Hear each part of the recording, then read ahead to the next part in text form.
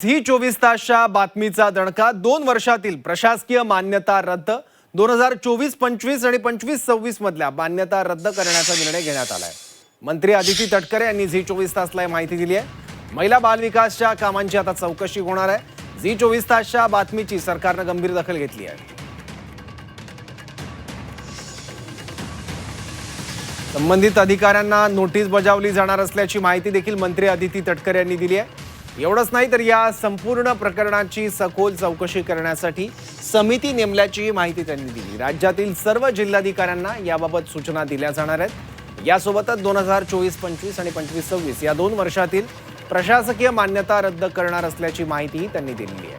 ठाण्यातील महिला बाल विकास विभागात मोठा घोटाळा समोर आला।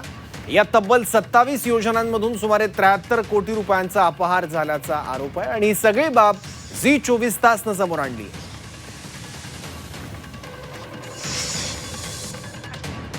जिल्हा नियोजन अंतर्गत ज्या वेगवेगळ्या योजना आहेत याच्याही मान्यता देत असताना संबंधित विभागाचे अंदाजपत्रक असतील, त्यांचे कागदपत्र असतील, त्या संदर्भातली तपशिलात माहिती घेतल्याशिवाय अशा पद्धतीचे कुठलेही निधी देण्यात येऊ नये।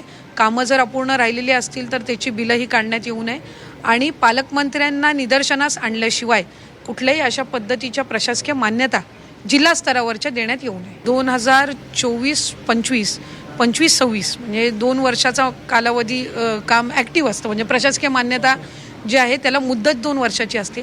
तर ह्या 2 वर्षाच्या मुदतीत जर अशा पद्धतीच्या कुठल्या प्रशासकीय मान्यता दिल्या गेलेल्या असतील तर ते रद्द करण्याचे आदेश हे दिलेले आहेत। त्या संदर्भातली ह्या सगळी घटना समोर आल्यानंतर त्या संदर्भातली आम्ही उपायुक्तांच्या अध्यक्षतेखाली एक समिती नेमलेली आहे आणि सदर संपूर्ण प्रकरणाची जे काही 73 कोटीचा कथित ते काही तिथं प्रशासकीय मान्यता दिल्याचं आणि काही कथित घोटाळ्याच्या संदर्भातली जी काही माहिती समोर आली आहे त्या संदर्भातली ते मर्यादित कालावधीमध्ये चौकशी करतील आणि तत्कालीन जिल्हाधिकारी असतील, तत्कालीन महिला बाल विकासचे अधिकारी असतील यांच्याकडून सुद्धा त्या संदर्भातली सगळी माहिती घेण्यात येईल आणि संबंधित जे ठेकेदार आहेत हे जर त्या ठिकाणी ते जर दोषी आढळले तर त्यांच्यावर सुद्धा कारवाई करण्यात येईल। विभागाचं कोणी दोषी आढळलं तर त्यांच्यावरही कारवाई करण्यात येईल। मला एक कळत नाही या सरकारचं, तटकरे ज्या मॅडम आहेत त्यांचंही कळत नाही।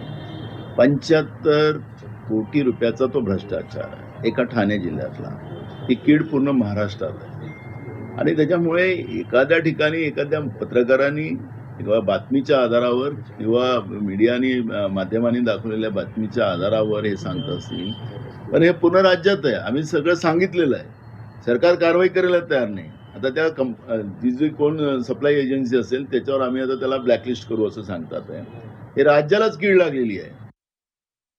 खरं आश्चर्य आहे, कारण आपण जर बघितलं कुपोषण फक्त मेळघाटात नव्हे तर मुंबई ठाण्यासारख्या सिटीजमध्ये खूप मोठ्या प्रमाणात आहे आणि इथे जर घोळ होत असेल तर हे धक्कादायक आहे। याची इन्क्वायरी व्यवस्थित झाली पाहिजे आणि कागदोपत्री जर सगळ्या योजना राबवत असतील तर मुख्यमंत्र्यांनी, आदरणीय मुख्यमंत्र्यांनी त्यांना तंबी देऊन